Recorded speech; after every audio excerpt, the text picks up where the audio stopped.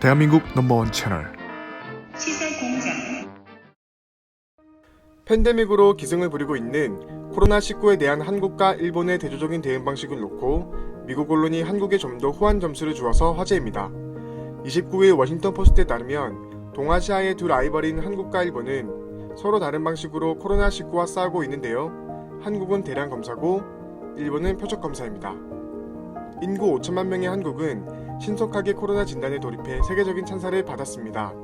이미 39만 4천여 명이 검진을 받았고 이 중 9,583명의 감염자를 발견했습니다.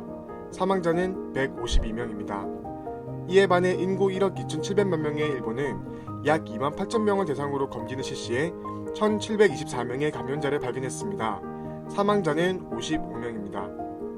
한일 양국의 코로나19를 대하는 전술은 이 바이러스에 대한 최선의 억제책을 찾고 있는 미국과 다른 국가에도 큰 의미를 지니고 있습니다.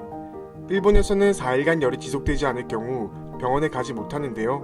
이는 진정으로 아픈 사람들에게 한정된 자원을 효율적으로 집중한다는 정책입니다. 수치로만 보면 일본의 정책은 성공적입니다. 아직까지는 한국, 미국, 많은 유럽 국가들처럼 타격을 입지 않은 것처럼 보입니다. 하지만 의학 거버넌스 연구소의 카미 마사히로 상무는 검진 부족으로 인해 정부가 코로나19 감염 정도를 제대로 파악하지 못하고 있다고 지적했습니다. 또한 허위 사실을 가지고 국민들을 안심시키고 있다고 지적했습니다. 일본인들의 행동은 그의 주장을 뒷받침하는데요. 이달 들어 많은 도쿄 시민이 공원에서 벚꽃을 구경했고 술집과 식당에 백패키트를 찾습니다. 정부의 느슨한 억제에 사회적 거리두기는 무너진 것입니다. 한편 한국에서는 정부가 신속하게 민간업체가 개발한 검진 키트를 승인하고 병원 밖이나 심지어 야외에도 드라이브스루 시스템을 설치하고 수백 개의 임시 검진소를 마련하여 적극 대응했습니다. 한국은 초기에는 발병 건수가 급증했지만 최근 몇 주 동안에는 신규 감염자 발생 속도가 현저하게 느려졌습니다. 워싱턴 포스트는 일본 정부 전문가위원회가 일본 내 코로나19 확산 가능성을 경고한 후에야 도쿄의 거리가 텅 비기 시작했다며 한국 쪽 방식에 손을 들어주었습니다. 오늘은 이 기사를 읽은 일본 네티즌들의 반응을 살펴보겠습니다. 그런 것까지 승부를 보고 싶구나. 일본은 세계적으로도 사망자가 적어. 그런 걸 보면 일본의 약이나 치료 기술이 그쪽 한국보다 월등히 위야. 감염자 발견보다 치료에 전념하고 있다는 증거지. 크루즈선 대응에 대해서는 미국 매체도 비판했지만 지금은 일본의 대응이 정답이었다고 인정하는 매체가 더 많아. 대체 왜 신종 코로나 대책 방법으로 승패를 가려야 하는지 의미불명이야. 각각의 의료체제, 생활 스타일, 인구 분포 등에서 그 나라에 맞는 대책을 취하는 것이 중요하다고 생각해. 미국 언론이 다른 나라의 승부를 보도하고 있지만 자국의 현재의 감염자 수, 사망자 수가 더 엉망인걸. 자국 상황이나 돌아봤으면 좋겠어.